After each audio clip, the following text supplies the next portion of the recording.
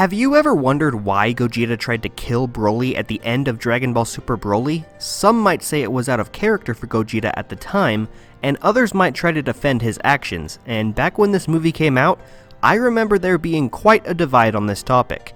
Considering I've never talked about it before, I figured it's finally time to explain what I think of this situation, so we're gonna talk all about Gogeta's attempt to kill Broly right now.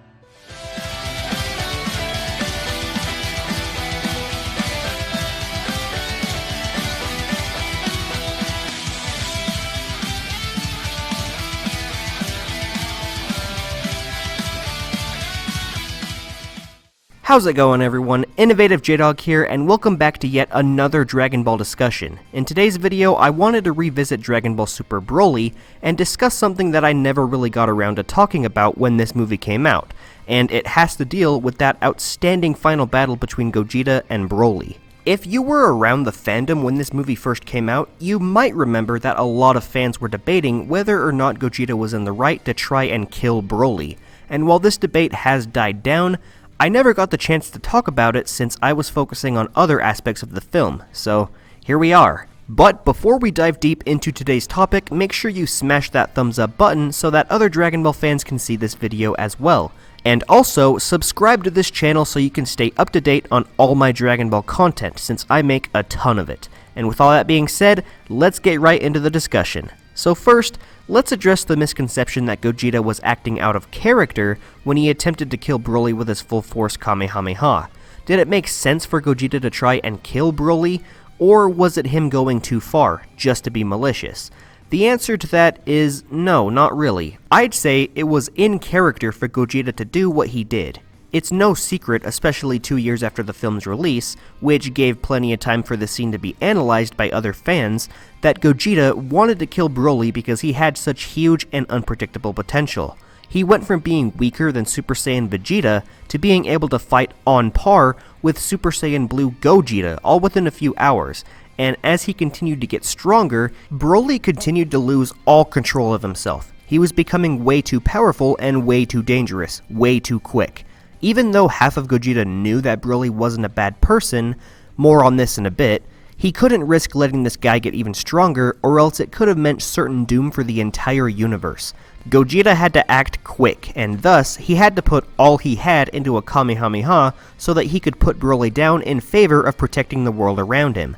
But still, people questioned Gogeta's methods because of how Broly reacted when the full force Kamehameha was fired. When the beam got closer and closer, Broly felt fear, and you could even see that his pupils returned because he was coming back to his senses due to this emotional response. But it was far too late at that point.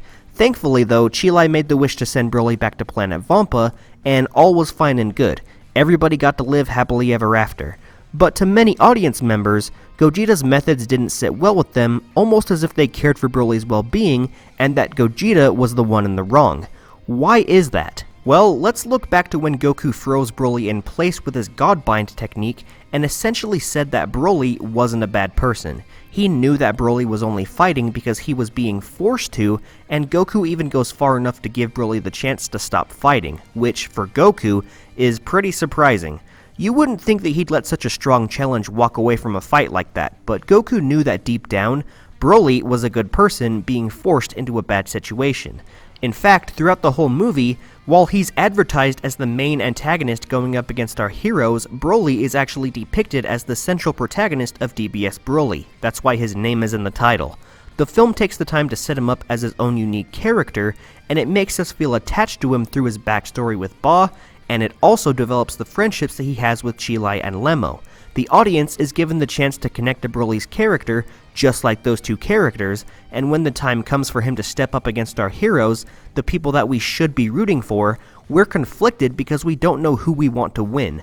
We want to see Goku and Vegeta prevail because they're the good guys. They are the characters that we've always followed, and Broly is supposed to be the bad guy.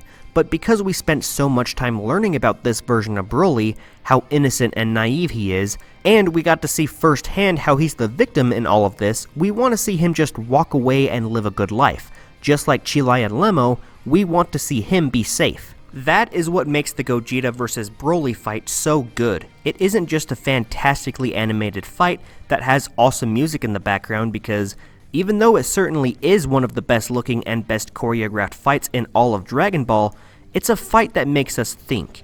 People love Gogeta, they want to see him win, but now we are so invested in Broly's character that we want to see him win too. But as we all know, there's only one victor, and you can't let someone as powerful and dangerous as Broly live. There's only one person who can walk away from this fight alive, and it makes this climactic duel that much more suspenseful to watch. Now, I'm not sure how many of you felt like this when you first watched DBS Broly, and I'm sure some of you may think this way if you go back and rewatch the movie now, but the final act of this film seemingly portrays Gogeta as a straight-up bad guy.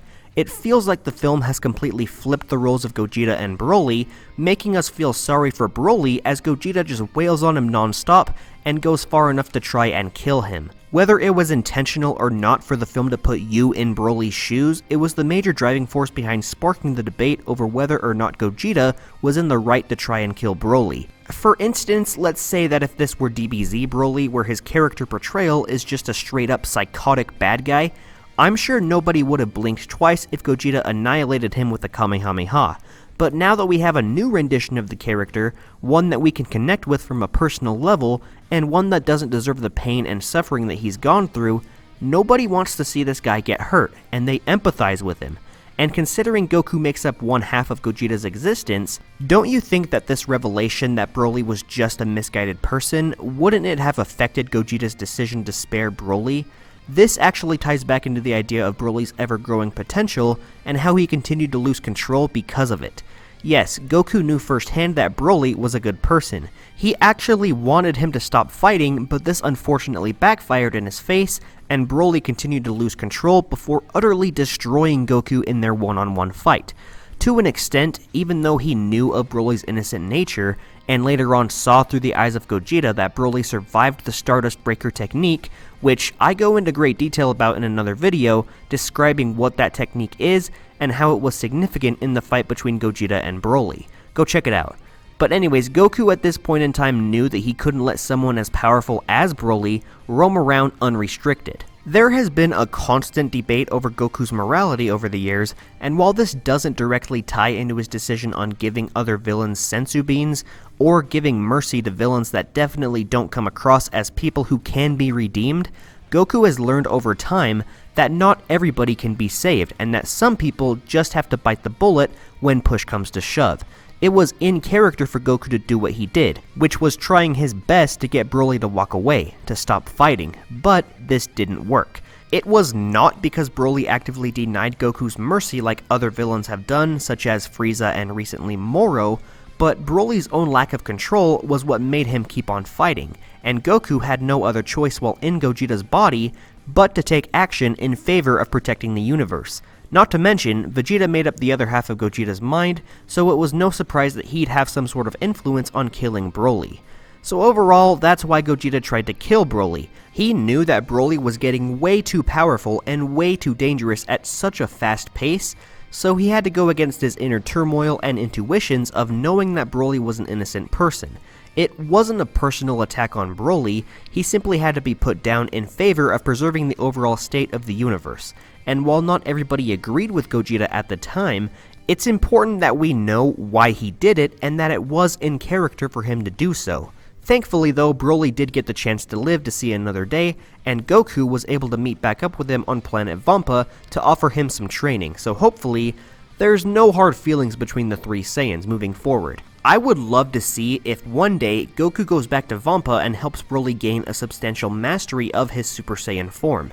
Maybe Broly will reach that point where he can control his power just like Kale had shown in the Tournament of Power, and we'll see him become a valued ally to both Goku and his friends. But there we have it everyone, those are my thoughts on Gogeta's decision to try and kill Broly in their final battle. What are your thoughts on this event, and do you think I did a good job at explaining it? Leave your comments down below and let's have a discussion. Also, what do you think of Dragon Ball Super Broly as a whole? I would love to hear all your thoughts, so please comment, and while you're at it, go ahead and smash that thumbs up button to help push this video into YouTube's algorithm. The more likes this video has, the more likely it is that other Dragon Ball fans will also see this video, and also, it gives me an idea of how much you liked this video. So let's try and boost the like goal of this video up to the hundreds, and while you're at it, click that subscribe button and turn on post notifications by clicking that bell icon. That way, you'll be able to see whenever I upload a new video.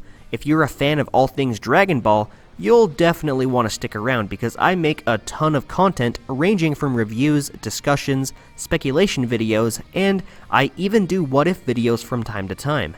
If all that interests you, you'll definitely want to subscribe. As always though, thank you all so much for watching today's video. I hope you enjoyed. Until my next video though, I will be seeing all of you Dragon Ball fans later. See ya!